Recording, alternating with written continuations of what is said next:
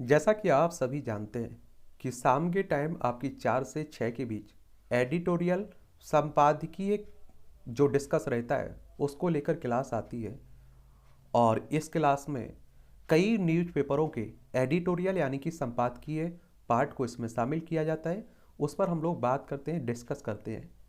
और एक क्लास आपको मुख्य परीक्षा में और निबंध आप लोग लिख रहे होंगे तो काफ़ी मदद देती है। और वह सारे पॉइंट ऐसे भी मिलते हैं जो आप देखते हैं कि आपको प्रीलिम्स में भी फ़ायदा पहुंचाते हैं। और दूसरी बात, अगर आप लोग किसी एग्ज़ाम की तैयारी भी नहीं कर रहे हैं तब भी मुझे लगता है कि आप लोगों को एडिटोरियल पढ़ना चाहिए। क्योंकि आजकल आप देखते हैं कि कहीं भी कोई भी बहस छिड़ जाती है तो वहाँ बहस बहस करने के लिए आपके पास तर्क होंगे, सही आंकड़े आपके पास होंगे, और जिससे आप लोग सामने वाले को पराजित कर पाएंगे अपने आंकड़ों के जरिए। और इसमें आप देखिए, दैनिक जागरण हो गया, हिंदुस्तान हो गया, दैनिक भास्कर हो गया, जनसत्ता हो गया, इस तरह के तमाम न्यूज़पेपरों में अच्छे अच्छे आर्टिकल लिखे जाते हैं। उन सभी आर्टिकलों को हम लोग एक क्लास में शामिल कर लेते हैं। एक तो सबसे बड़ा मुद्दा आजकल आप देख रहे हैं, धर्म परिवर्तन का चल रहा है। और ये मामला सुप्रीम कोर्ट में भी चल रहा है और कई राज्य सरकारें अपने यहाँ कानून भी बना रही हैं। एक बात आपको मालूम होना चाहिए, संविधान के भाग 3 को आप लोग पढ़ते हैं तो मौलिक अधिकार दिए गए हैं। इसमें आप लोगों को आर्टिकल 25 से लेकर 28 तक धार्मिक स्वतंत्रता का अधिकार भी आपको देखने को मिलेगा। तो देखिए, आप लोग किसी भी धर्म को मान सकते हैं, इसमें कोई गुरहेज नहीं है और आपकी स्वेच्छा है, किसी भी धर्म को आप लोग मान सकते हैं। और आप देखिए, हमारे पहले कानून मंत्री और हमारे संविधान के पिता जनक, जिन्हें आप लोग कहते हैं भीमराव अम्बेडकर साहब, उन्होंने बौद्ध धर्म अपनाया था। लेकिन आप देखिए आजकल जिस तरह से धर्म परिवर्तन हो रहा है, जबरदस्ती, या आप देखें कि धोखे से या छल बल के जरिए, पैसे के जरिए, लालच के जरिए, तो ये चिंता का कारण बना हुआ है। और इसी को रोकने के लिए सुप्रीम कोर्ट भी पहल कर रहा है और वो केंद्र सरकार से कानून बनाने की बात भी की जा रही है। तो अवैध मतांतरण राष्ट्रीय चुनौती है। यानी कि आप देखिए, कानून का और संविधान का उल्लंघन करके जो मतांतरण होता है, धर्म परिवर्तन होता है, वो देश के लिए भी चुनौती है। ईसाई इस्लामी समूह लंबे समय से अवैध मतांतरण में संलग्न हैं और वे सारी दुनिया को अपने पंथ मजहब में मतांतरित करने के लिए तमाम अवैध साधनों का इस्तेमाल कर रहे हैं। अपनी आस्था, विवेक और अनुभूति में जीना प्रत्येक मनुष्य का अधिकार है, लेकिन यहाँ अवैध मतांतरण के लिए छल, बल, भय और प्रलोभन सहित अनेक नाजायज तरीकों अपनाए जा रहे हैं। और यह मानवता के विरुद्ध असाधारण अपराध है और राष्ट्रीय अस्मिता के विरुद्ध भी युद्ध है। और मतांतरण से व्यक्ति अपने मूल धर्म ही नहीं बल्कि छोड़ता, बल्कि उसके देव आस्थाएं भी बदल जाती हैं, पूर्वज भी बदल जाते हैं। वह अपनी संस्कृति के प्रति स्वाभिमानी नहीं रह जाता है, वह नए पंथ मजहब के प्रभाव में अपने पूर्वजों पर भी गर्व नहीं करता है। उसकी भू सांस्कृतिक निष्ठा बदल जाती है और भू सांस्कृतिक निष्ठा ही भारतीय राष्ट्र का मूल तत्व है। और इसके लिए मतांतरण राष्ट्रांतरण भी है। और इस्लाम और ईसाइयत की आस्था सारी दुनिया को इस्लामी ईसाई बनाना है और ईसाई मिशनरियाँ अस्पताल, स्कूल जैसे सेवाएं देकर गरीब बीमारों को ठगती हैं और वे हिंदू देवी देवताओं का अपमान सिखाती हैं। आज़ादी के पहले आप देखिए इस तरह की कोशिश की गई थी ईसाइयों के द्वारा धर्म परिवर्तन के मामले। आप देखिए, खासकर इनका टारगेट रहता था निचली जातियाँ, आदिवासी, जनजाति लोग। गांधी जी ने, हमारे गांधी जी आप देखिए, राष्ट्र के पिता जिन्हें आप लोग कहते हैं, बापू कहते हैं, इन्होंने हरिजन में ये आप देखें 18/7/1936 को लिखा था कि आप पुरस्कार के रूप में चाहते हैं कि आपके मरीज ईसाई बन जाएं। उन्होंने 1937 में फिर लिखा कि मिशनरी सामाजिक कार्य को निष्काम भाव से नहीं करते हैं, स्कूल अस्पताल बहाने हैं और मकसद मतांतरण है इनका। और इसी तरह तमाम इस्लामी संगठन भी अवैध मतांतरण में संलग्न हैं और दोनों ही क्रूर कारगुजारियों का लंबा इतिहास है। औद्योगिक समूह वस्तुओं में के अपने ब्रांड का प्रचार करते हैं, अपने ब्रांड को उपयोगी बताते हैं, लेकिन धर्म, पंथ, मजहब और उपभोक्ता सामग्री नहीं होते हैं। और इसी तरह पंथिक समूह राजनीतिक दल भी नहीं होते हैं। राजनीतिक समूह अपने दल को लोक कल्याणकारी बताते हैं और दूसरे दलों को भ्रष्ट बताते हैं। यही काम पंथ मजहब के प्रचारक करते हैं, अपने धर्म को श्रेष्ठ बताते हैं, दूसरे के धर्म को नीचा दिखाते हैं, और वे अपने पंथ को सही और दूसरे के पंथ को गलत बताते हैं। मतांतरण में जुटी शक्तियां भारतीय संविधान के अनुच्छेद 25 की आड़ में कथित पंथ प्रचार करती हैं और संविधान के उक्त प्राविधान में कहा गया है कि सभी व्यक्तियों को अंतःकरण की स्वतंत्रता और धर्म के आबाद रूप से मानने, आचरण करने और प्रचार करने का समान हक होगा और इसी धर्म की स्वतंत्रता और प्रचार का अधिकार कहा जाता है। यहाँ अंतर विरोध है। अंतःकरण की स्वतंत्रता में धर्म प्रचार बाधक है, मतांतरण के मकसद खतरनाक है। संविधान सभा में अनुच्छेद 25 पर काफी बहस भी हुई थी और संविधान के मूल पाठ में धर्म की जगह रिलीजन शब्द प्रयोग हुआ है और रिलीजन और धर्म में मौलिक अंतर है। धर्म भारत के लोगों की जीवन शैली है और सभा में तजम्मुल हुसैन ने कहा था कि मैं आपसे मेरे अपने तरीके से मुक्ति पाने का आग्रह क्या करूं, आप भी मुझसे ऐसा क्यों कहें। सही बात है। जीवन का लक्ष्य या मुक्ति के उपाय और साधन एक पंथिक समूह द्वारा दूसरे पंथिक समूह पर नहीं थोपे जा सकते हैं और ऐसे प्रयास सभ्य समाज पर कलंक है। प्रोफेसर केटी शाह ने कहा कि यह अनुचित प्रभाव डालना हुआ है और ऐसे बहुत उदाहरण हैं जहां अनुचित धर्म परिवर्तन कराए गए हैं। और लोकनाथ मिश्र ने पंथ विचार के अधिकार को गुलामी का दस्तावेज बताया था और उन्होंने भारत विभाजन को मतांतरण का परिणाम बताया था। जो आप देखते हैं कि धर्म के आधार पर आप देखिए कि पाकिस्तान का बंटवारा कर दिया गया था और लेकिन हमारे देश में धर्म के नाम पर बंटवारा नहीं हुआ था। हमारे देश में आपने देखा विभिन्न धर्म को मानने वाले लोग रहते हैं, विभिन्न जातियों को, समुदाय को, भाषाएं बोलने वाले लोग रहते हैं। पाकिस्तान आप देखेंगे, ईरान देखेंगे, इस तरह के देश हैं जो इस्लाम को अपना राज धर्म भी मान लेते हैं। हमारे यहाँ ऐसा कुछ नहीं है। हम लोग पंथ निरपेक्ष बात करते हैं, हम लोग किसी धर्म को बढ़ावा नहीं देते हैं, सबको बराबर रखते हैं। हमारा संविधान सबको बराबर अधिकार देता है। वास्तव में मतांतरण से जनसंख्या के चरित्र में बदलाव आते हैं और इस संथानम ने ईसाई मशीनरियों द्वारा कराए जा रहे मतांतरण पर भी कहा था कि राज्य को अनुचित प्रभाव डालकर मतांतरण करने वालों पर कार्रवाई का पूरा अधिकार है और संविधान सभा का बहुमत पंथ धर्म प्रचार के वैधानिक अधिकार के विरुद्ध था। और इसे देखकर के.एम. मुंशी ने कहा कि ईसाई समुदाय ने इस शब्द के रखने पर बहुत जोर दिया और परिणाम कुछ भी हो, हमने जो समझौते किए हमें उन्हें मानना चाहिए। संविधान सभा में मुंशी ने जिन समझौतों का उल्लेख किया, आखिरकार उन समझौतों के पक्षकार कौन लोग थे?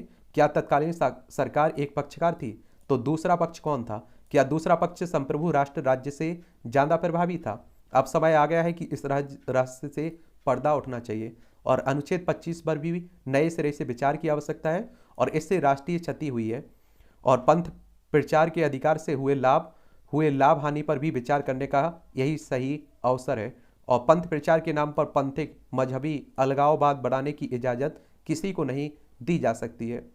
और मध्य प्रदेश में ईसाई मतांतरणों की बाढ़ से पीड़ित तत्कालीन मुख्यमंत्री रविशंकर शुक्ल ने न्यायमूर्ति भवानी शंकर की अध्यक्षता में एक जांच समिति बनाई थी और उस समिति ने मतांतरण के उद्देश्य से भारत आए विदेशी तत्वों को बाहर करने की सिफारिश भी की थी। और न्यायमूर्ति एम भी रेगे जांच समिति 1982 में आई थी। इसने भी ईसाई मतांतरों को दंगों का कारण भी बताया था। वेणुगोपाल आयोग ने तो मतांतरण रोकने के लिए कानून बनाने की सिफारिश की थी। मतांतरण का प्रश्न पहली लोकसभा में ही उठा था और देश के 12 राज्यों ने मतांतरण रोकने पर कानून भी बनाए। वे राज्य उसमें कौन कौन है? उत्तर प्रदेश, उत्तराखंड, झारखंड, हिमाचल प्रदेश, गुजरात, अरुणाचल प्रदेश, मध्य प्रदेश, छत्तीसगढ़, उड़ीसा, कर्नाटक, हरियाणा और तमिलनाडु। हाल में सर्वोच्च न्यायालय ने इन कानूनों के विरुद्ध याचिका भी दाखिल हुई है और याचिका में मतांतरण विरोधी कानूनों को समाप्त करने की मांग भी की गई है और कानून विधि सम्मत है। संविधान के अनुच्छेद 25(2) का पुनर्पाठ आवश्यक है। इस अनुच्छेद की कोई बात विद्यमान विधि के परिवर्तन पर कोई प्रभाव नहीं डालेगी और धार्मिक आचरण से संबंधित किसी आर्थिक, वित्तीय, राजनीतिक या अन्य क्रियाकलापों का विनियमन या निर्बंधन करने वाली विधि बनाने से राज्य को नहीं रोकेगी। और राज्य विधानसभाओं ने अपने विधायी क्षमता के आधार पर ही मतांतरण विरोधी कानून बनाए हैं। ये कानून भय, लोभ, छल से होने वाले अवैध मतांतर रोकने के लिए ही बनाए गए हैं और वर्तमान परिस्थितियों के अनुरूप इन्हें प्रभावी रूप से लागू किए जाने की आवश्यकता है। देश भय, लोभ, छल, बल आधारित मतांतरण की क्षति बर्दाश्त नहीं कर सकता है और समय की मांग है कि मतांतरण का अपराध बंद होना चाहिए। इसमें आप देखिए जो समितियां गठित की गई हैं, जो आप देख रहे हैं कि जो आपके बाद हुए हैं, जो आप देखिए कि जो फैसले लिए गए हैं उनके बारे में एक सामान्य जानकारी याद रखा करिएगा। जो कानून बनाए गए हैं जिन राज्यों ने, इन्हीं का आप लोग उपयोग मुख्य परीक्षा में कर सकते हैं जब आप देखिए धर्म परिवर्तन पर कोई क्वेश्चन आता है। ठीक है। और धर्म को आप देखिए मानने की स्वतंत्रता है, बस आप देखिए किसी से आप जबरदस्ती कोई धर्म परिवर्तन करवाने की बात मत करिए। अपराध है नियुक्तियों में अनावश्यक देरी, ये जगमोहन सिंह राजपूत ने लिखा है। और केंद्र सरकार ने एक चुनाव आयुक्त की नियुक्ति की है। समाचार छपा, लोगों ने मान लिया कि एक सामान्य घटना है, लेकिन व्यवस्था के छिद्रान्वेषण में निपुण किसी नागरिक ने इसमें असामान्यता ढूंढ ली और सर्वोच्च न्यायालय में बात दायर किया कि इतनी तेजी क्यों। न्यायपालिका ने निर्णय की मंथर गति सर्वविदित है, लेकिन चुनाव आयोग नियुक्ति प्रकरण में सर्वोच्च न्यायालय ने शिकायतकर्ता की अर्जी को ध्यान से सुना और तय किया कि वह इस संबंध में हर संशय को दूर करेगा। अपने आप में संभवतः एकमात्र घटना होगी जब भारत का सर्वोच्च न्यायालय किसी फाइल की तेज गति के कारण सतर्क हो गया हो और इसका कारण जानना चाहे। यह सर्व स्वीकार है और भारत का सर्वोच्च न्यायालय हर नागरिक से सर्वोच्च सम्मान का अधिकारी है और इस लोकतांत्रिक देश में यह सम्मान उसे मिलता है। उसे तो ऐसी किसी घटना का स्वतः संज्ञान लेने का अधिकार है जिसमें उसे लगे कि किसी भी साथ अन्याय हो रहा है और इसमें संविधान के साथ हो रहा अन्याय भी शामिल है। कितना अच्छा होता कि सर्वोच्च न्यायालय पिछले कुछ महीनों से संविधान के साथ हो रहे एक घोर अन्याय का स्वतः संज्ञान लेता। क्या किसी को ऐसा कोई उदाहरण ज्ञात है कि चुनी हुई सरकार का मंत्री आपराधिक आरोप में न्यायालय द्वारा जेल भेजा जाए लेकिन वह मंत्री पद पर बना रहे? पूर्व में महाराष्ट्र और वर्तमान में दिल्ली के मंत्रियों के साथ ऐसा हुआ है। मंत्री पद पर हुई नियुक्ति क्या अन्य हर प्रकार की नियुक्ति से अलग है? दिल्ली मंत्री को लेकर जो स्थिति बनी है, क्या वह एक जीवंत संविधान के प्रति घोर लाछन की स्थिति निर्मित नहीं करती है? देश का वह पिखर बौद्धिक तथा सेवानिवृत्त नौकरशाहों का वह वर्ग भी ऐसे महत्वपूर्ण मुद्दों पर चुप्पी साध लेता है जो सामान्यतः प्रधानमंत्री को सामूहिक पत्र लिखने और देश की नकारात्मक छवि निर्मित करने वाले लेख विदेशी अखबारों में लिखने के लिए सदा तैयार रहता है। एक बात हो रही है कब की, एक तो आप देख रहे हैं कि दिल्ली में अरविंद केजरीवाल मंत्रिमंडल में एक मंत्री है, वो आप देखिए एक लंबे समय से जेल में है। ईडी ने उन्हें गिरफ्तार किया था, इन्फोर्समेंट डायरेक्टरेट ने, प्रवर्तन निदेशालय ने, जिसकी स्थापना आप देखते हैं कि कब हुई थी प्रवर्तन निदेशालय की? 1 मई 1956 में नई दिल्ली में हेडक्वार्टर देखने को मिलेगा। और दिल्ली की बात होती तो आप सभी जानते हैं केंद्र शासित प्रदेश है, अरविंद केजरीवाल मुख्यमंत्री हैं, उपराज्यपाल वी के सक्सेना है और यहाँ विधानसभा में 70 सीटें हैं, राज्यसभा में 3 सीटें हैं, लोकसभा में 7 सीटें हैं। तो मनी लॉन्ड्रिंग के केस में इनके मंत्री गिरफ्तार हुए थे। अभी आप देखिए मंत्री बने हुए हैं और जेल में है, तो उसी को लेकर बात हो रही है। और अभी नियुक्ति की बात हो रही है, आपने देखा है कि चुनाव आयोग में जो नियुक्ति हुई है उसी को लेकर विवाद हो रहा है कि इतना जल्दी क्यों था, पहले से खाली पड़ा हुआ था ये पद। और चुनाव आयोग की बात करते हैं तो आजकल आप देख रहे हैं कि चुनाव आयोग की निष्पक्षता पर भी बहुत सारे लोग सवाल उठा रहे हैं। और चुनाव आयोग की बात करें तो आप देखें संवैधानिक संस्था है, संविधान के अनुच्छेद 324 के तहत इसकी स्थापना की बात कही गई है। 25 जनवरी 1950 में इसकी स्थापना हुई थी। नई दिल्ली में हेडक्वार्टर देखने को मिलेगा। सुकुमार सेन पहले मुख्य चुनाव आयुक्त थे, वर्तमान में राजीव कुमार है। और आप देखिए विधानसभा, विधान परिषद, राज्यसभा, लोकसभा, राष्ट्रपति, उपराष्ट्रपति के चुनाव यही देखभाल करता है। और देखिए कॉलेजियम व्यवस्था के जरिए जो सुप्रीम कोर्ट में आपकी नियुक्ति होती है ना, उस पर भी आप देखिए सरकार की तरफ से सवाल उठाए जा रहे हैं। और सुप्रीम कोर्ट भी आप देखते हैं कि एक संवैधानिक संस्था है और संविधान के अनुच्छेद 124 के तहत इसकी स्थापना की बात कही गई। 28 जनवरी 1950 में स्थापना हुई थी। वर्तमान में 34 न्यायाधीश हैं, एक आपका मुख्य न्यायाधीश, 33 अन्य न्यायाधीश, और इनके सेवानिवृत्ति की उम्र 65 साल रखी गई है। तो सरकार और सुप्रीम कोर्ट की बीच तनातनी देखी जा रही है, ठीक है। और आप देखिए सुप्रीम कोर्ट हो, न्याय व्यवस्था हो, या आप देखिए चुनाव आयोग हो या सरकार हो, तमाम सवाल खड़े किए जा रहे हैं। भारत के मुख्य चुनाव आयुक्त और चुनाव आयुक्तों के पद अत्यंत महत्वपूर्ण है। देश का ध्यान उनकी तरफ जाता है। जब एक नियुक्ति को लेकर सर्वोच्च न्यायालय का ध्यान खींचा गया, तब यह उचित ही होगा कि उन हजारों लाखों युवाओं की ओर भी ध्यान दिया जाए जो अपनी शिक्षा प्राप्त कर वर्षों तक नियुक्ति की प्रतीक्षा करते रहते हैं और इन प्रतीक्षा वर्षों में हर प्रकार की संताप सहन करते हैं। पिछली सदी के 6वें और 7वें दशक तक सरकारी संस्थान तथा केंद्रीय और राज्यों के लोक सेवा आयोग अपनी निष्पक्षता के लिए जाने जाते थे। पिछले 2-3 दशक से उनकी इस साख में लगातार गिरावट आई है। और आप देखिए कोई भी हमारे यहाँ की संवैधानिक संस्था है, कुछ सालों से आप देख रहे हैं कि उसकी साख में उसकी निष्पक्षता पर अब सवाल खड़े होने लगे हैं। जितना पहले लोग सम्मान करते थे उतना सम्मान भी उनका नहीं रहा है। उन पर तरह तरह के सवाल उठाए जा रहे हैं। हर परीक्षार्थी भयभीत रहता है कि इस बार भी प्रश्न पत्र लीक ना हो जाए। जैसे तैसे आप देखते हैं पेपर होते हैं, मालूम चलता है पेपर देने के बाद कई दूसरे सेंटर, कहीं आपके शहर से कई किलोमीटर दूर सेंटर दे दिया जाता है। जैसे तैसे बच्चे पेपर देने जाते हैं और मालूम चलता है पेपर दे के बाहर निकले, पेपर लीक हो गया, पेपर रद्द हो गया, उन बच्चों पर क्या बीतती है, और मालूम चला धांधली हो गई। तो उन्हीं सब की बात हो रही है। विज्ञापन की 3-4 वर्षों तक नियुक्ति प्रक्रिया का संपन्न न होना हो पाना अब किसी को अनिश्चित आश्चर्यचकित नहीं करता है। कितना अच्छा होता यदि सर्वोच्च न्यायालय इस स्वतः संज्ञान लेकर इन कुप्रवृत्तियों को रोकने के लिए उपाय देश को बताता, उसे लागू कराता। अब आप देखिए एमपीपीएससी का देख लीजिए आप लोग, कितना लंबा समय हो गया है।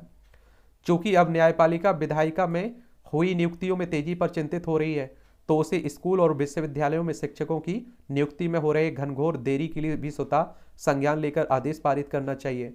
और विश्वविद्यालयों में प्राध्यापकों के दशकों तक पद रिक्त रहने से देश की बौद्धिक संपदा को हो रही है अकूत हानि से मानवीय न्यायालय अपरिचित तो नहीं होगा। दूसरी ओर केरल में हर मंत्री को 20 से अधिक सहायक सरकारी खर्चे पर नियुक्त करने का अधिकार है, जो 2 वर्ष बाद पेंशन के लिए अधिकृत हो जाते हैं। क्या यह स्वतः संज्ञान लेने लायक प्रकरण नहीं है? आज विश्व ज्ञान समाज में प्रवेश कर चुका है। प्रत्येक देश जानता है कि उसका विकास और प्रगति सीधे तौर पर उसकी अपनी बौद्धिक संपदा पर निर्भर है। भारत अपने उच्च शिक्षा प्राप्त और शोध में प्रशिक्षित लाखों युवाओं के साथ इतना बड़ा अन्याय कैसे कर सकता है? 24 से 25 वर्ष की युवा के अपने सपने होते हैं, परिवार की उससे कितनी ही अपेक्षाएं होती हैं, उसके सामने परिवार द्वारा उसे शिक्षित करने में उठाए गए कष्टों का बोझ भी होता है। अब ऐसे युवा की मनोदशा की कल्पना करना कठिन नहीं होना चाहिए। और उसकी तुलना में उस युवा को लीजिए जिसने अपनी शोध उपाधि प्राप्त करने के तुरंत बाद नियमित नियुक्ति पाली हो और कैरियर की अनिश्चितता से मुक्त हो गया हो, अपनी प्रोन्नति के बारे में सोचना प्रारंभ कर दिया हो और उसके लिए अपने योगदान की गुणवत्ता बढ़ाने में निष्ठापूर्वक लग गया हो, और उसके लिए अगले 8 साल में एसोसिएट प्रोफेसर और 3 साल बाद प्रोफेसर बनाने का प्रावधान है। और यह इसलिए किया गया है कि संस्थाओं में सशक्त कार्य संस्कृति बने। शोध और नवाचार के लिए कर्मठ और निष्ठावान युवा वर्ग देश के हर उच्च शिक्षा संस्थान में कार्यरत हो। क्या हम नियमों और उपनियमों और कार्य संस्कृति के समक्ष इतना निरीह हो गए हैं कि 2 दशकों तक विशिष्ट ज्ञान केंद्रों को भी ऐसे तदर्थ नियुक्त युवाओं के हाथ में छोड़ दें जो 24 घंटे अपने कल की चिंता में तनावग्रस्त बने रहने को बाध्य हैं? एक व्यक्ति की नियुक्ति कितने ही लोगों पर प्रभाव डालती है, और आप देखेंगे उसमें अनावश्यक देरी अक्षम्य अपराध माना जाना चाहिए। एक अध्यापक की नियुक्ति पीढ़ियों पर प्रभाव डालती है। सतर्क व्यवस्था तो वही होगी जो पद रिक्त होने के पहले ही नियुक्ति की प्रक्रिया पूरी कर ले, और पद चाहे भारत के मुख्य न्यायाधीश का हो या चुनाव आयुक्त का हो या सरकारी स्कूल के अध्यापक का हो। और आप देखते हैं कि राष्ट्रपति का चुनाव होता है तो राष्ट्रपति के कार्यकाल खत्म हो रहा होता है, उसके पहले ही हो जाता है। तो इस तरह की पहले से ही व्यवस्था हो जानी चाहिए। और मुझे लगता है कि आप सभी आम परिवारों से आते हैं, मध्यम परिवार से आते हैं, गरीब परिवार से आते हैं, तो एक युवा का दर्द आप मुझे लगता है कि बहुत बेहतर समझ सकते हैं। चलिए अगला आर्टिकल है, आप देखेंगे जनसत्ता का बढ़ती आबादी और गहराता खाद्य संकट। दुनिया की आबादी 8 अरब को पार कर चुकी है। अभी आपने देखा होगा यूएन ने संयुक्त राष्ट्र ने एक रिपोर्ट जारी की थी, उसमें बताया था। यूएन की बात करते हैं, यूनाइटेड नेशंस की, तो आप सभी जानते हैं कि 24 अक्टूबर 1945 में इसकी स्थापना हुई थी। न्यूयॉर्क में इसका हेडक्वार्टर आपको देखने को मिल जाएगा। 193 सदस्य देश देखने को मिलेंगे, 2 पर्यवेक्षक देश आपको देखने को मिलेंगे, और न्यूयॉर्क सिटी में इसका हेडक्वार्टर आपको देखने को मिलता है। तो ये आप लोग जरूर याद रखिएगा, ठीक है। और मात्र 23 साल की अवधि में दुनिया की आबादी 2 अरब बढ़ गई है। आने वाले दशकों में क्षेत्रीय असमानताओं के साथ जनसंख्या बढ़ती रहेगी, और संयुक्त राष्ट्र के मुताबिक 2030 तक यह आबादी 8.5 अरब और 2050 तक ये 9.7 अरब और सन 2100 तक ये आप देखेंगे 10.4 अरब तक पहुंच सकती है। आबादी के मामले में भारत अगले साल तक चीन को पीछे छोड़ देगा। हम लोग किसी क्षेत्र में चीन को पीछे छोड़ रहे हो या ना छोड़ रहे हो, लेकिन जनसंख्या में हम लोग बहुत जल्दी पछाड़ देंगे। और देखिए चाइना है, बीजिंग इसकी राजधानी है, और आप देखेंगे एशिया में ये हमारा प्यारा भारत है। लद्दाख हो, हिमाचल प्रदेश हो, उत्तराखंड हो, सिक्किम हो और अरुणाचल प्रदेश, 5 राज्यों की हमारी सीमा लगती है, ठीक है। और आप देखेंगे वह पहले नंबर का सबसे बड़ा आबादी वाला देश हो जाएगा भारत। भारत की जनसंख्या अभी 4% की सालाना दर से बढ़ रही है। और अहम सवाल यह है कि जिस रफ्तार से जनसंख्या बढ़ रही है, इतनी बड़ी संख्या का आने वाले समय में पेट कैसे भरा जाएगा, क्योंकि जलवायु परिवर्तन न सिर्फ आजीविका, जल आपूर्ति और मानव स्वास्थ्य के लिए खतरा है, बल्कि खाद्य सुरक्षा के लिए भी चुनौती खड़ी कर रहा है। दुनिया के अधिकांश देश आज जिन चुनौतियों का सामना कर रहे हैं, उसमें उनमें एक खाद्य सुरक्षा सबसे बड़ी चुनौती है। आज जिस तरह विश्व की आबादी बढ़ रही है, उसी हिसाब से प्राकृतिक संसाधनों पर भी स्पष्ट रूप से दबाव पड़ रहा है। आज पूरी दुनिया के लिए बढ़ती आबादी और सिकुड़ते संसाधन एक अभिशाप है, क्योंकि जनसंख्या के अनुपात में संसाधन सीमित है। और यही वजह है कि करीब 8 अरब की आबादी का बोझ ढोती या पृथ्वी जनसंख्या से पैदा हुए अनेक समस्याओं के निदान की बाट जोह रही है। और पूरी दुनिया की आबादी में अकेले एशिया की 61% हिस्सेदारी है। यानी कि जो एशिया महाद्वीप है ना, इसमें आप देखते हैं कि सबसे ज़्यादा आबादी आपको देखने को मिलती है। और क्योंकि आप देखेंगे कि एशिया में 61% है, 61% टोटल। यही भारत को दुनिया की महाशक्ति बनने में सबसे बड़ी बाधा भी है। फिलहाल भारत की जनसंख्या विश्व जनसंख्या का 18% है और भूभाग के लिहाज से हमारे पास 2.5% जमीन और 4% जल संसाधन उपलब्ध है। आप देखिए कि हम लोग जनसंख्या के मामले में दूसरे नंबर पर हैं, 18% जनसंख्या है, लेकिन हमारे पास ज़मीन की अगर हम लोग बात करें तो 2.5% हमारे पास केवल ज़मीन है दुनिया की, और 4% जल संसाधन है। ऐसे में तेजी से बढ़ती जनसंख्या देश की सामाजिक आर्थिक समस्याओं की जननी बनकर देश के सामने खतरे की घंटी बन सकती है। आज जनसंख्या वृद्धि देश की हर समस्या का मूल कारण बनती जा रही है। गरीबी, भुखमरी, बेरोजगारी, अशिक्षा, स्वास्थ्य सेवाएं, अपराध, स्वच्छ जल की कमी आदि भी पीछे भी जनसंख्या वृद्धि एक बड़ा कारण है। अब आप देखिए कि एक परिवार के पास आप देखिए कि जमीन मान लीजिए कि 1 एकड़ है, या बीघा में आप लोग ले सकते हैं, जो भी आपको अच्छा लगे। और आप सोचिए कि पहले उस ज़मीन पर 2 ही लोग आप देखिए निर्भर करते थे, अब बढ़ते बढ़ते उसमें 10 मेंबर हो जा रहे हैं। तो वो आप देखिए उस परिवार पर बोझ बढ़ रही है, और उनके पास आप देखिए ज़मीन तो उतनी ही है। तो इसी की बात हो रही है। और ये आप देखेंगे कि इतना ही नहीं, देश में ज़मीन के कुल 60% हिस्से पर खेती होने के बावजूद करीब 20 करोड़ लोग भुखमरी का शिकार रहते हैं हमारे देश में। साफ है कि जनसंख्या विस्फोट से संसाधनों की अपर्याप्तता के कारण उत्पन्न हुई समस्याओं का असर सब पर पड़ रहा है, चाहे वह किसी भी धर्म या जाति का हो। अभी भारत की आबादी 1.39 करोड़ अरब है, ठीक है। और बढ़ती जनसंख्या के चलते कृषि योग्य भूमि पर भी अतिक्रमण हो रहा है, खेती योग्य जमीन घट रही है, खाने वाले लोग बढ़ रहे हैं। आपने देखा होगा कि पहले आप लोग स्कूल जाते थे तो आप लोग जैसे ही घर से निकलते थे, आपको बड़ी छाया मतलब पेड़ पौधे देखने को मिलते थे बहुत सारे। आजकल आप देखिए वहाँ खेत बना दिए गए, वहाँ बुआई हो रही है, तो आप देख रहे हैं जंगल से कटते जा रहे हैं और खेत के लिए बढ़ते जा रहे हैं, फिर भी कमी पड़ रही है। ऐसे में सभी के लिए कृषि से भोजन उपलब्ध कराना एक नई चुनौती होगी। और यह विडंबना है कि आज़ादी के बाद देश खाद्यान्न के मामले में पूरी तरह आत्मनिर्भर नहीं हो पाया है, बल्कि आज की कृषि भूमि के अन्य उपयोगों में तेजी से परिवर्तन हो रहा है। किसान कृषि से दूर हो रहे हैं, जिससे भारत में खाद्य सुरक्षा के लिए खतरा बढ़ सकता है। और आप भी जानते हैं इस बात को। अगर आप देखिए एक किसान से अगर पूछें कि आपका बेटा खेती किसानी करे तो कैसा है, तो वो कभी नहीं चाहेगा कि हमारा बेटा किसान ही बने, क्योंकि आप सभी जानते हैं कि हमारे देश के किसानों की हालत बहुत बुरी बनी हुई है। कृषि भूमि का ह्रास भारत की सामाजिक आर्थिक ताने बाने को भी प्रभावित कर रहा है। और हालांकि इस दौरान सरकार द्वारा बंजर भूमि को कृषि योग्य भूमि में बदलने में कुछ सफलता मिली है, बावजूद इसके यह भी एक तथ्य है कि हमारे देश में यह खेती योग्य भूमि साल दर साल घट रही है। और वेस्टलैंड एटलस 2019 के मुताबिक पंजाब जैसे कृषि प्रधान राज्य में 14,000 हेक्टर और पश्चिम बंगाल में 62,000 हेक्टर खेती योग्य भूमि घटी गई है। वहीं सबसे अधिक आबादी वाले राज्य उत्तर प्रदेश में यह आंकड़ा सबसे अधिक खतरनाक लग सकता है, जहां हर साल विकास कार्यों पर 48,000 हेक्टर कृषि भूमि घटती जा रही है। और याद रहे 1992 में ग्रामीण परिवारों के पास 11.7 करोड़ हेक्टर भूमि थी, जो 2013 में घटकर केवल 9.2 करोड़ हेक्टर रह गई है। और जाहिर है कि महज 2 दशक में 2.2 करोड़ हेक्टर भूमि ग्रामीण परिवारों के हाथ से निकल गई है।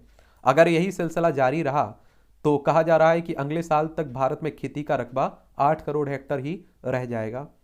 और यही ठीक है कि जनसंख्या नियंत्रण के नाम पर कई योजनाएं बनी हैं, मगर वे सफल नहीं हो सकी हैं। जनसंख्या के लिए एक राष्ट्रीय नीति बहुत जरूरी है। और बेतहासा बढ़ती जनसंख्या देश के विकास को प्रभावित कर रही है। बड़ी जनसंख्या तक योजनाओं के लाभ का समान रूप से वितरण संभव भी नहीं हो पाता है, और जिसकी वजह से हम गरीबी और बेरोजगारी जैसी समस्याओं से दशकों बाद भी उबर नहीं सके हैं। और जाहिर है कि अगर आबादी बढ़ती है तो गरीबों की संख्या में वृद्धि होना स्वाभाविक सी बात है। और वैश्विक भुखमरी सूचकांक 2022 की रिपोर्ट के मुताबिक भारत में 16.3% आबादी कुपोषित है। 5 साल से कम उम्र के 35.5% बच्चे अविकसित हैं, और भारत में 3.3% बच्चों की 5 साल की उम्र से पहले ही मौत हो जाती है। और खाद्य कृषि संगठन, इसके बारे में बता देता हूँ, इसे शॉर्ट में एफ क्या कहते हैं, FAO कहते हैं, फूड एंड एग्रीकल्चर ऑर्गेनाइजेशन। इसकी स्थापना की बात करें तो 16 अक्टूबर 1945 में हुई थी, रोम इटली में इसका हेडक्वार्टर देखने को मिलेगा। खाद्य एवं कृषि संगठन की the state of food security and nutrition in the world report के अनुसार दुनिया भर में 80 करोड़ से ज़्यादा लोग भुखमरी से जूझ रहे हैं, और दूसरे शब्दों में कहें तो दुनिया का हर 10वां शख्स भूखा है। इतना ही नहीं, अब भी दुनिया में स्वस्थ आहार 310 करोड़ लोगों की पहुंच से बाहर है। 310 करोड़, समझ रहे हैं, एक बड़ी संख्या होती है। साफ है कि दुनिया भर में तमाम कार्यक्रमों और संयुक्त राष्ट्र की कोशिश के बावजूद खाद्य असमानता कुपोषण को अभी तक खत्म नहीं किया जा सका। खाद्य और कृषि संगठन के मुताबिक इसका एक बड़ा कारण देशों के बीच संघर्ष, जलवायु परिवर्तन और आर्थिक मंदी है। कोरोना महामारी ने इस अंतर को और बढ़ा दिया है, और बढ़ती आबादी की वजह से ही दुनिया भर में तेल, प्राकृतिक गैस, कोयला आदि ऊर्जा संसाधनों पर भी दबाव बढ़ रहा है, जो भविष्य के लिए बड़े खतरे का संकेत है। भले हम विकास का दम भरते रहें, पर सच यह है कि दुनिया भर में भुखमरी का गंभीर संकट मंडरा रहा है। अर्थशास्त्री अमृत सेन का कहना है कि खाद्य समस्या का मुख्य कारण सिर्फ खाद्य पदार्थों का अभाव नहीं, बल्कि लोगों की क्रय शक्ति में कमी है। वहीं दूसरी तरफ एक आकलन के अनुसार पूरी दुनिया में 30% अनाज बर्बाद हो जाता है। किसान भी अब आबादी के अनुपात में अनाज का उत्पादन नहीं कर पा रहा है, और महंगाई बढ़ने का यह एक बड़ा कारण है। ऐसे में दुनिया की बड़ी आबादी को भुखमरी से बाहर निकालने के लिए सामूहिक प्रयास की जरूरत है। और देखिए, नियम कानून ठोक देने से, जबरदस्ती ला देने से जनसंख्या नियंत्रण नहीं हो जाएगा। ये आप देखिए, चाइना इसका उदाहरण है। सभी आपने देखा है जो कानून ले आए गए थे वो भी फेल हो गए। अगर लोगों को जागरूक किया जा सके, शिक्षा दी जा सके, और इस बात को तो आप भी जानते हैं कि जो पढ़ा लिखा परिवार होता है वो 1 से 2 ही बच्चे आप देखते हैं पैदा करता है। लेकिन आपने देखा होगा कि जो अशिक्षा जहाँ फैली हुई है वहाँ आप लोगों को सबसे ज़्यादा जनसंख्या बढ़ती हुई दिखाई दे रही है। और यूएन की जो रिपोर्ट आई थी ना, उसमें भी ये कहा गया है कि उन देशों में जहाँ अशिक्षा ज़्यादा है, कम लोग पढ़े लिखे, उनमें ज़्यादा तेज़ी से आप देखिए शिक्षा क्या हो रही है, जनसंख्या बढ़ रही है। और जनसंख्या नियंत्रण और खाद्य उत्पादन में वृद्धि को लेकर विचार करने की आवश्यकता केवल भारत में नहीं, संपूर्ण विश्व को है। इन दोनों समस्याओं के समाधान के लिए विश्व स्तर पर अभिनव प्रयास जारी है, और भारत विश्व के उन देशों में है जहां खाद्यान्न की प्रति व्यक्ति उपज बेहद कम है। यहाँ अमीर वर्ग, मध्यवर्ती किसान और व्यापारी की ही पर्याप्त और उपयुक्त भोजन प्राप्त कर पाते हैं। शेष ग्रामीण मजदूर और लघु कृषक, आदिवासियों, मध्य वर्गीय लोगों के समक्ष अन्न की समस्या बढ़ती जा रही है। जमीन की उर्वरकता बढ़ाने के लिए पशुपालन और अनाज के स्थान पर साग सब्जी का उत्पादन तथा सेवन ऐसा उपाय है जिससे कि सहारे समाधान बहुत हद तक संभव है। सरकार द्वारा परिवार नियोजन और खाद्यान्न उत्पादन के लिए कार्यक्रम क्रियान्वयन किया जाना चाहिए। तो ये संकट आप देख रहे हैं जो जनसंख्या का उभर के आ रहा है, उसका आर्टिकल हो गया। ये राष्ट्रीय सहारा, इसका एक आर्टिकल है, एडिटोरियल है, संपादकीय है, छोटे शहरों की चिंता जानना जरूरी है। ये डॉक्टर भीम सिंह भावेश के द्वारा लिखा गया है। इसमें क्या कहा गया है, पर्यावरण प्रदूषण आज गंभीर वैश्विक समस्या का रुख अख्तियार कर चुकी है। खासकर छोटे शहरों में प्रदूषण की चाल ढाल अब डराने लगी है। कोड में खाज यह कि इन द्वितीयक और तृतीयक शहरों के गैस चैम्बर बनने को लेकर किसी को रत्ती भर भी चिंता नहीं हो रही है। कहीं से कोई आवाज़ नहीं उठ रही है, जबकि आंकड़े चीख चीख कर भयावहता का प्रदर्शन कर रहे हैं। और इसकी वजह से प्रति वर्ष 90 लाख लोग असमय कवलित हो जाते हैं। यानी कि आप देखिए, प्रदूषण के कारण लाखों लोगों की मौत होती है हर साल, और इसमें भारत से करीब 24 लाख लोग होते हैं। और यदि इस तरफ सचेत नहीं हुए तो वो दिन दूर नहीं जब भौतिक उपलब्धियों की होड़ में हम एक बीमार देश की संरचना करना शुरू कर देंगे। कई रिपोर्टें आ रही हैं, उसमें ऐसा कहा जा रहा है कि 2030 तक अधिकतर लोग बीमार ही रहेंगे, डॉक्टरों की जरूरत पड़ेगी। तो डॉक्टरों के दिन अच्छे आने वाले हैं। प्रत्येक वर्ष सर्दियों में पर्यावरण और स्वास्थ्य के हालात को देखते हुए सिंधु गंगा के मैदानी इलाकों इंडो गेटिक प्लेन का मानचित्र लाल रंग से रंग जाता है, जिसका कारण सर्दी के मौसम में वायु प्रदूषण खतरनाक स्तर पर पहुंचना है। और आमतौर पर दिल्ली सबसे ज़्यादा खबरों में रहती है और इस समस्या का केंद्र भी यही होता है। लेकिन यह कहानी अकेली दिल्ली का नहीं है, यह उत्तर भारत के विस्तृत भूभाग में रहने वाले लोगों को जहरीली हवा के दुष्प्रभावों से होने वाले खतरों के बारे में भी है। दिल्ली में तो आप देखते हैं कि सांस लेना दुश्वार हो जाता है, इतनी प्रदूषित हवा हो जाती है। सिंधु गंगा के मैदानी इलाकों में सिरसा, जींद, करनाल, भटिंडा, मेरठ, लखनऊ, वाराणसी, पटना, गया, पश्चिम बंगाल के शहर देखें खतरे का बढ़ता दायरा। इन शहरों में PM 2.5 की वार्षिक औसत स्तर और 24 घंटे के अधिकतम औसत का त्वरित मूल्यांकन दर्शाता है। दिल्ली की तुलना में PM 2.5 के काफ़ी कम वार्षिक औसत स्तर वाले शहरी इलाकों में रोजाना ज़्यादा धुंध होने की संभावना है। यह धुंध की घटनाओं को रोकने और वायु प्रदूषण को कम करने की जरूरत को दर्शाता है। वायु प्रदूषण की खतरनाक भ्रामक प्रकृति भारत के अन्य क्षेत्रों में भी दिखाई देती है। कुछ ऐसा ही हाल बिहार के कई जिलों का है, जहां वायु गुणवत्ता सूचकांक देश के सर्वाधिक खतरनाक शहरों का समतुल्य पहुंच गया है।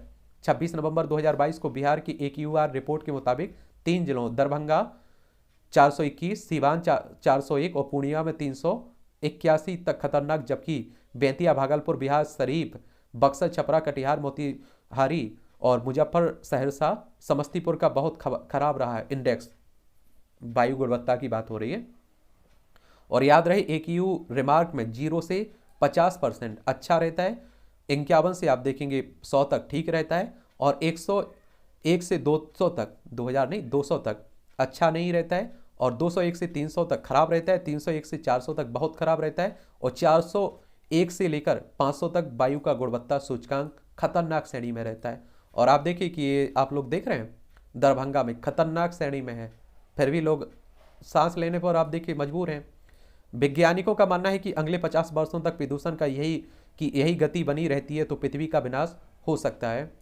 और विकास पदार्थों की बढ़ती मात्रा, जनसंख्या वृद्धि, वृक्षों की कटाई, कृषि एवं औद्योगिक पदार्थों के निपटान के विकल्पों की कमी, शहरीकरण, खनन और बदलती जीवन शैली प्रदूषण को खाद पानी दे रहे हैं।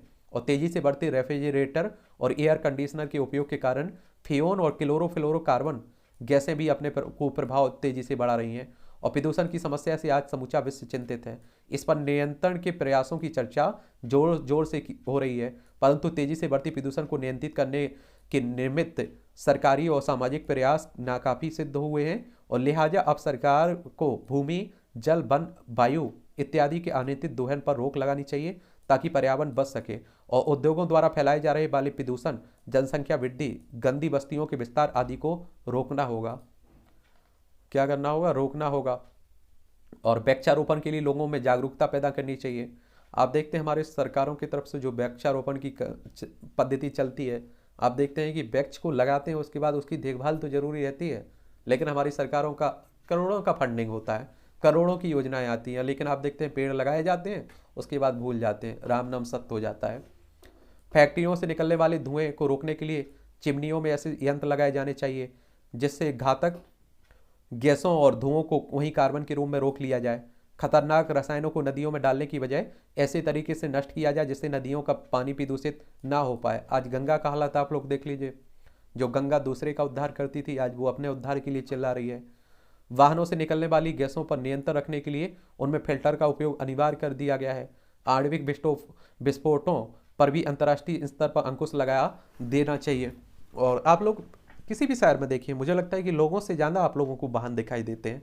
रोड पर आप लोग निकल के देखिए, एक तरफ से दूसरे पार करने में आपको वहाँ घंटों लग जाते हैं, परेशान होना पड़ता है। इतना आप देखिए कि वाहनों की भीड़ रहती है। सौर ऊर्जा जनसाधारण के लिए सुलभ कराई जाए जिससे प्रदूषण कम किया जाए। और मानव व पशु संख्या पर प्रभावी नियंत्रण लगाना चाहिए। मूलभूत आर्थिक क्रियाकलाप की विविधता के लिए प्राकृतिक सजीव संसाधनों के प्रबंधन को उच्च प्राथमिकता देनी होगी, लेकिन भूमि जल प्रबंधन पर ध्यान दिए बगैर इसकी व्यवस्था करना नुकसानदेह होगा। और व्यावसायिक इकाइयां प्रदूषण रोकने के लिए निर्देशित वर्जनाओं का पालन करें, भले ही एक कदम खर्चीली या दंडात्मक ही क्यों ना हो, क्योंकि जीवन से अधिक व्यवसाय महत्वपूर्ण नहीं है। जीवन बचेगा तो व्यवसाय होगा। और प्रदूषण रोकने के लिए हर स्तर पर जागरूकता और इस क्षेत्र में बेहतर कार्य करने वाले व्यक्तियों और संस्थाओं को प्रोत्साहन भी किया जाना चाहिए। ठीक है, प्रदूषण की बात हो गई। अब हिंदुस्तान पेपर में छपा हुआ है, कैसे मिलेगा डाटा क्रांति का पूरा फायदा। और आजकल आप लोग देख रहे हैं कि साइबर अटैक भी बहुत हो रहे हैं। तो आप लोगों से भी कहता हूँ कि डाटा, कई लोग कहते हैं कि ये डाटा क्या होता है, आपकी जानकारी का लीक हो जाना। आप देखिए कि मान लीजिए आपके एटीएम का कार्ड किसी को मालूम चल रहा है, या आप देखिए कि आपकी कोई पर्सनल चैटिंग है वो किसी और के पास पहुंच जाती है, तो आपको नुकसान पहुंचा सकता है। तो 3 साल पहले हार्वर्ड विश्वविद्यालय की प्रोफेसर सुसाना जो बॉप ने एक किताब लिखी थी, the age of surveillance capitalism. इस किताब में उन्होंने सूचना युग के पूंजीवाद की एक नई व्याख्या दी थी। इसके पहले की व्याख्याएं बहुत सारी हैं, लेकिन सुसाना ने अपनी बात जिस व्याख्या से शुरू की थी वह थी कार्ल मार्क्स की व्याख्या। और मार्क्स मानते थे कि पूंजीवाद मानव श्रम का शोषण कर उसे संपत्ति में बदल देता है। सुसाना ने इसी को आधार बनाते हुए आधुनिक पूंजीवाद को अलग तरह से परिभाषित किया है। और इस किताब में वह कहती हैं कि संचार युग का पूंजीवाद लोगों के डाटा, उसकी निजता का शोषण करके उसे संपत्ति में बदलता है। अब आप लोग मान लीजिएगा, कई लोग कहते हैं कि आपका डाटा बेचा जाता है। आपने देखा होगा कि आपके मोबाइल पर कई तरह के ऐड के आपके मैसेज आते रहते हैं, लेकिन आपने कभी उस कंपनी को मोबाइल नंबर नहीं दिया है। लेकिन आप देखते हैं कि कई जगह आप लोग मोबाइल नंबर यूज करते हैं और आपका नंबर वहाँ से उनके पास बेच दिया जाता है। ठीक है। और वैसे आप लोगों ने एक कॉमन बात देखी होगी, आप लोग 12वीं पास करते हैं, आप लोग कॉलेज के लिए फॉर्म डालने जाते हैं, पेपर देने जाते हैं, तो उसमें आपने देखा होगा कि बाहर लोग खड़े रहते हैं, उन्हें आप लोग नंबर दे देते हैं और बाद में मालूम चलता है घर आके कि आपके पास कई कॉलेज से मैसेज आ रहे हैं। तो उन्हीं की बात होती है कि वो किसी और के पास नंबर बेच दिए जाते हैं। और यह वो परिभाषा है जिसमें हम गूगल और फेसबुक जैसी कंपनियों को बहुत आसानी से समझ सकते हैं। इन कंपनियों ने ना तो कोई बहुत बड़ी फैक्ट्रियां लगाई, ना ही भारी संख्या में मजदूर या अन्य कर्मचारी रखे, ना कच्चा माल खरीदा, ना उत्पादन हुआ और ना ही बाजार में बेचने के लिए कोई उत्पाद तैयार हुआ, मगर बहुत ही कम समय में उन्होंने इतनी संपत्ति अर्जित कर ली कि अब उनकी गिनती दुनिया की सबसे बड़ी कंपनियों में होती है। अब गूगल ने कौन सा, आप देखिए कि माल तैयार किया, कि उत्पादन किया, कि फैक्ट्री लगानी पड़ी। फेसबुक को देख लीजिए, व्हाट्सअप को देख लीजिए, इंस्टाग्राम को देख लीजिए, किसी को भी उठा के देखिए। हमारी कंप्यूटर मोबाइल फ़ोन से हर क्षण निकलने वाला डाटा उनके लिए एक इतनी बड़ी सोने की खान साबित हुआ है कि सचमुच में सोने का खनन करने वाली कंपनियों की चमक भी उसके सामने फीकी पड़ गई है। और हालांकि इस किताब से भी 2 दशक पहले दुनिया को यह बात समझ में आने लगी थी, डाटा ही भविष्य की पूंजी है और भविष्य की कारोबार इमारतें इसी नींव पर खड़ी की जाएंगी, और वे खड़ी भी हुई हैं, वह भी मजबूती से। गूगल उसी दौर की उपज है। फेसबुक हालांकि कुछ बाद में आया और उसके बाद से तो पूरी दुनिया डाटा आधारित सफल कारोबार और कारोबारियों की कतार ही बन गई है। इसके साथ ही डाटा की मिल्कियत और निजता के अधिकार को लेकर कई तरह के विमर्श भी तकरीबन हर जगह चल रहे हैं। मगर 2 दशक के बाद भी भारत में अभी तक हम यह तय नहीं कर सके कि हमें अपने डाटा का क्या करना है। और देश का तमाम नीति नियामक पिछले 5 साल से इसी कवायद में व्यस्त हैं कि किसी तरह से निजी डाटा संरक्षण विधेयक को अंतिम रूप दे दिया जाए, लेकिन इसमें कामयाबी भी नहीं हासिल हो रही है। इसका जो पहला मसौदा बना उसमें राष्ट्रवाद का तर्क देते हुए यह व्यवस्था की गई थी कि सभी को देश के लोगों का डाटा देश के सर्वरों में भी रखना होगा, उससे बाहर जाने की इजाज़त नहीं दी जा सकती है। मगर बाद में समझ में आया कि इंटरनेट के जरिए पूरी दुनिया जिस तरह से आपस में जुड़ी हुई है और उसमें व्यवहारिक रूप से यह बहुत संभव नहीं है। अब इस विधेयक का नया मसौदा पेश किया गया है उसमें से इस अनियमितता को विदा कर दिया गया है। मगर नए मसौदा में बहुत सारे पैच ऐसे भी हैं जिनमें आप देखेंगे जिनसे ना तो उद्योग जगत खुश है और ना ही नागरिक अधिकार संगठन। एक की उम्मीदों पर यह अभी खरा नहीं उतर रहा है और दूसरे को लग रहा है कि लोगों की निजता को बचाने की संवेदनशीलता इसमें नदारद है। अभी चंद रोज पहले ही जारी हुए इस मसौदे की खामियों पर इतना कुछ कहा और लिखा जा चुका है कि उसे जोड़कर कई पोथे तैयार हो सकते हैं। और यह सब तब हो रहा है जब भारत को दुनिया में डाटा की सबसे उपजाऊ भूमि कहा जा रहा है। चीन के बाद भारत दुनिया का दूसरा ऐसा देश है जहां मोबाइल फ़ोन की संख्या 1 अरब पार हो चुकी है और इसमें एक बड़ी संख्या स्मार्टफोन की है। स्मार्टफोन ऐप डाउनलोड के मामले में भी भारत दुनिया में दूसरे नंबर पर है। Google, Facebook, YouTube, Instagram, LinkedIn, true collar जैसे ऐप के लिए भारत दुनिया का दूसरा सबसे बड़ा बाजार है। भारत की दुनिया की तीसरी बड़ी अर्थव्यवस्था बनने को लेकर अभी बहुत सारी किंतु परंतु, लेकिन सोशल मीडिया की सदस्यता के मामले में बहुत पहले दूसरे नंबर पर हम लोग पहुंच चुके हैं जनसंख्या के मामले में, और इस मामले में हम लोग बराबर बढ़ रहे हैं। जाहिर है कि जिन देशों ने में इस समय सबसे ज़्यादा डेटा तैयार हो रहा है उनमें भारत बहुत आगे पहुंच चुका है, मगर सच यह है कि यह डाटा अभी तक सिर्फ कच्चा माल है जो भारत से बाहर की कंपनियों के हवाले हो रहा है। डाटा अगर नए दौर की पूंजी है तो यह पूंजी हमारे पास पर्याप्त मात्रा में मौजूद है, लेकिन इससे जो पूंजीवाद मजबूत हो रहा है उसकी इमारत फिलहाल भारत के बाहर बुलंद है। ठीक यहीं पर डाटा संरक्षण का कानून हमारे लिए महत्वपूर्ण हो जाता है। 5 साल पहले जब इसके लिए BN श्रीकृष्णा की अध्यक्षता में एक विशेषज्ञ समिति का गठन हुआ था तो कई उम्मीदें बांधी गई थी। उद्योग जगत को उम्मीद थी कि इससे देसी डाटा पूंजीवाद जड़ें पकड़ेगा, जबकि नागरिकों को उम्मीद थी कि उनके संवेदनशील जानकारियों का दोहन नहीं होगा। यह भी उम्मीद की जा रही थी कि जैसे यूरोपीय संघ ने निजता के अधिकार को मौलिक अधिकार बना दिया है, कुछ वैसे ही प्रावधान यहाँ भी किए जाएंगे, मगर विधेयक के पहले मसौदे में ऐसा कुछ नहीं दिखा। जब इसे लोकसभा में रखा गया तो वहां से संयुक्त संसदीय समिति के पास पहुंचाया गया। समिति ने इसमें 81 संशोधन सुझाए और 12 अन्य सिफारिशें की, और नतीजा यह हुआ कि सरकार ने विधेयक को ही वापस ले लिया। और जब अब जो नया मसौदा तैयार हुआ है वह भी किसी को संतुष्ट करता नहीं दिख रहा है। जो काम कई साल पहले हो जाना चाहिए था वह अब भी आम सहमति लायक मसौदे का इंतजार कर रहा है। और विश्व उद्योग जगत की कई क्रांतियों में हम पिछड़े हैं। पहली और दूसरी औद्योगिक क्रांति के समय भारत गुलाम था और इसलिए पिछड़ जाने पर कोई आश्चर्य नहीं है, मगर इसके बाद हम उस तीसरी औद्योगिक क्रांति में भी पिछड़ रहे हैं जब दुनिया में सेमी कंडक्टर से कंप्यूटर तक का सफर तय किया है। और इसके बाद हुई संचार क्रांति में हमने एक छोटी भूमिका जरूर निभाई है, लेकिन चीन या कोरिया की तरह हम अगली पंक्ति में कभी नहीं पहुंच पाए हैं। ऐसे में थोड़ा सा और चूके हैं जो हम डाटा क्रांति का पूरा फायदा उठाने में नाकाम रहेंगे।